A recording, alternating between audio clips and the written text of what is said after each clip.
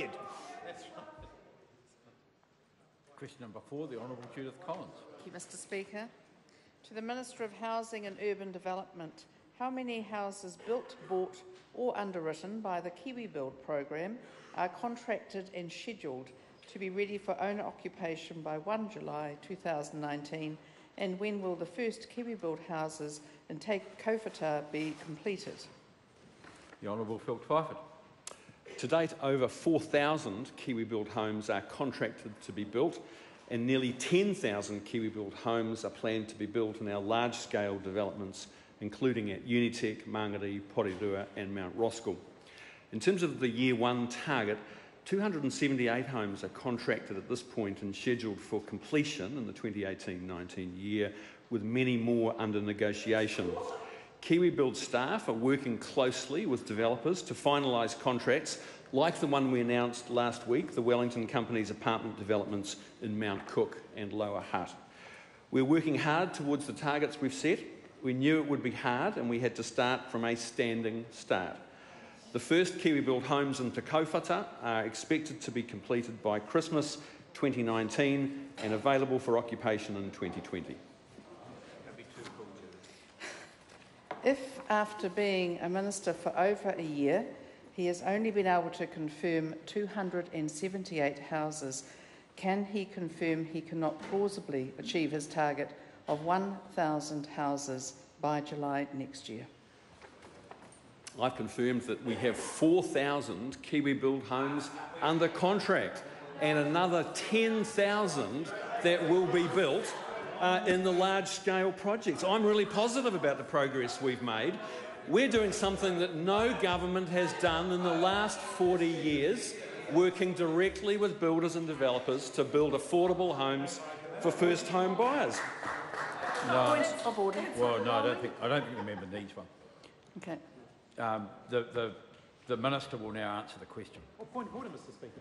A point of order, the Honourable Chris Hipkins. Mr Speaker, the question was in 2 parts. The Minister clearly addressed the first part of the question, which was how many homes have been contracted. The second part of the question related specifically to the current year. The Minister is not obliged to answer 2 parts of the question. If a member wants to ask 2 questions at once, she could ask 2 questions rather than have to ask a 2-part question. I may be wrong, but I think the Leader of the House has conflated the primary question and the supplementary that was asked. Yep. I will, just to make things absolutely clear, ask my learned colleague, the Honourable Judith Collins, to re-ask her question. Thank you, Mr Speaker. If after being a minister for over a year, he has only been able to confirm 278 houses, can he confirm he cannot plausibly achieve his target of 1,000 houses by July next year? It's never been the expectation that contracts for completion in the 2018-19 year would be signed evenly throughout the year. The construction of these homes will be more lumpy than I would have liked because, as the member knows, it takes a while to put these developments together. But we are doing everything we can to build affordable homes for first home buyers, which is more than I can say for that party's government over the last 9 years. How long must the Te Kauwhata developer keep the 10 houses already balloted on the market before they are able to offer them to buyers who are not first home buyers? Well, I don't believe that amount of time has been set, but I'd note that the homes at Te Kauwhata are not due to be completed for nearly a year and a half. There's plenty of time to sell those homes, and the developer is very comfortable with the timeframes involved.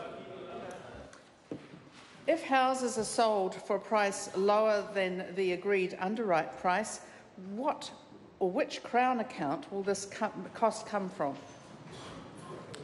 The underwrite for those homes is at a lower level and lower price than this price that they're being marketed for. Point of order. Mr Speaker, the question was, if that happens, then which Crown account will this cost come from? And it is a hypothetical, and therefore the Minister has more flexibility in answering it than he might have otherwise.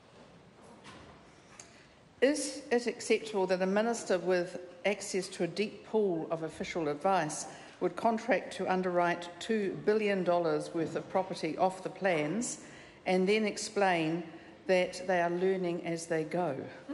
We're not contracting $2 billion worth of property off the plans. Oh. Question number 5, Mark Patterson. Thank you, Mr Speaker. My question is to the Minister of Conservation. What